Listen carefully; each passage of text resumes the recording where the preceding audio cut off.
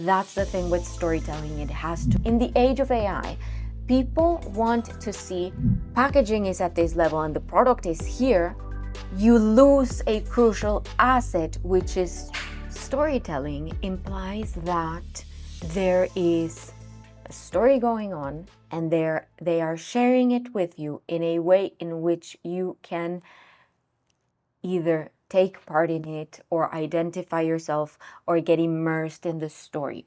They're not just taking you through a surface level idea or story that doesn't connect.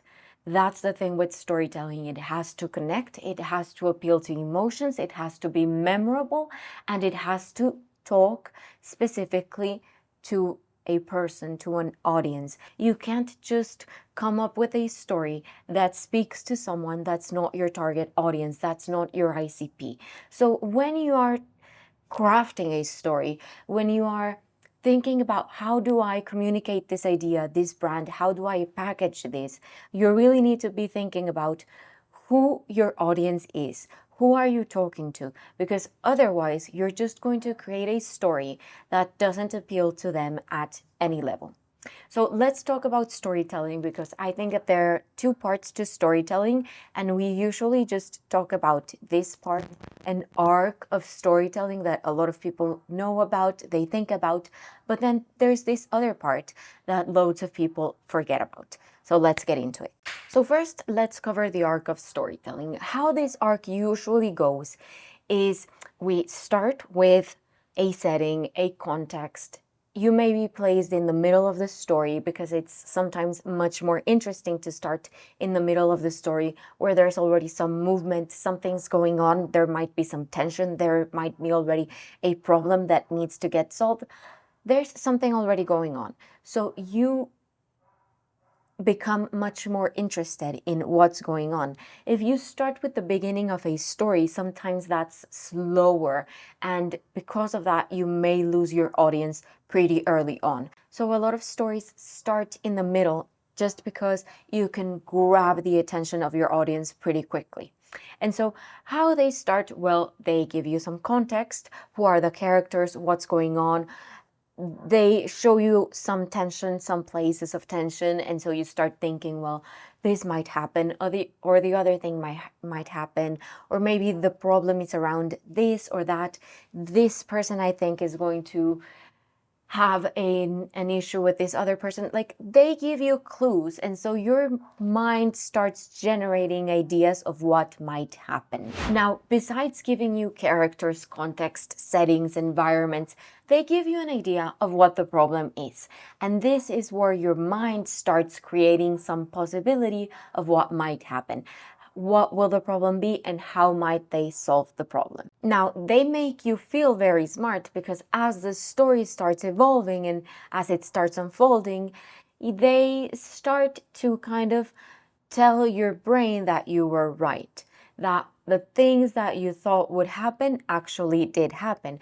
And the thing is that they set that up. They gave you the clues, they gave you the details that you needed to create this idea in your head of what was going to happen. And at the end of the story, whether that is 5 minutes, 15 minutes, an hour, the story, unfolds, the problem is solved, everything's good, and you do end up feeling as if you knew that was going to happen. And so your brain has some sense of release of that tension that they showed you in the beginning.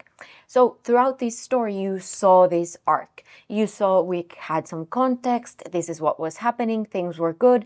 Then there started to be some tension and a climax happened. We had a problem, and then there started to be a transformation. Things started shifting, and we saw how it evolved from problem and tension to an evolution towards success and resolution of this problem. Now, that arc of storytelling we all know about, or most of us have heard of, and we see it everywhere. We see it in movies, we see it in ads, you see it everywhere.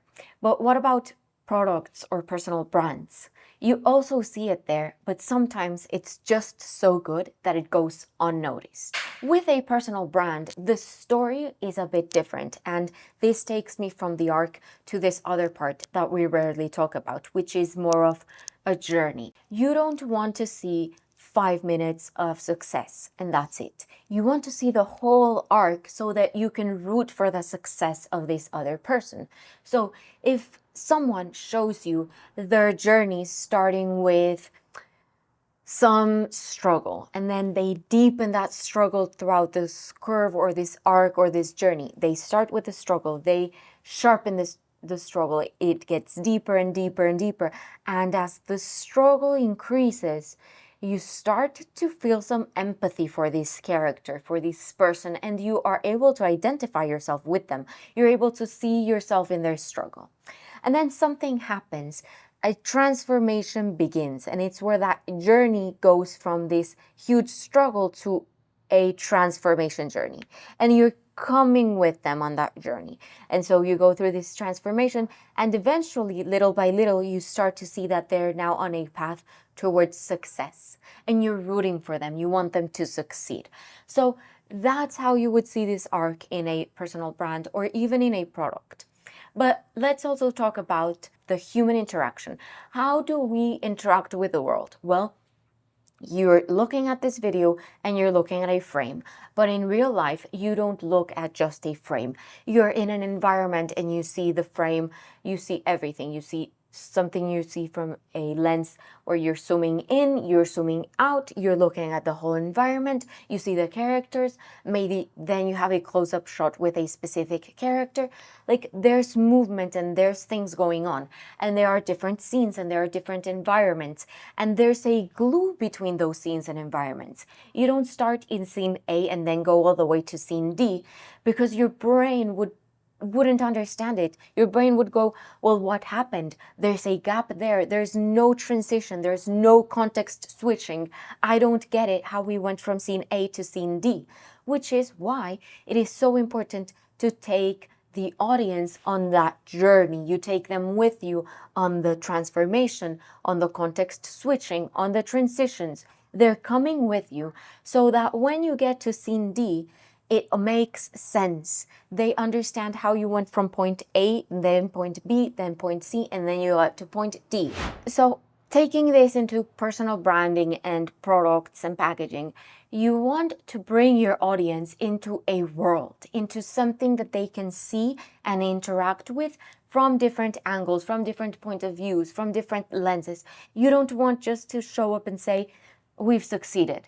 It's very different for a founder or an entrepreneur to show up and say, hey, I built a product, here's a product.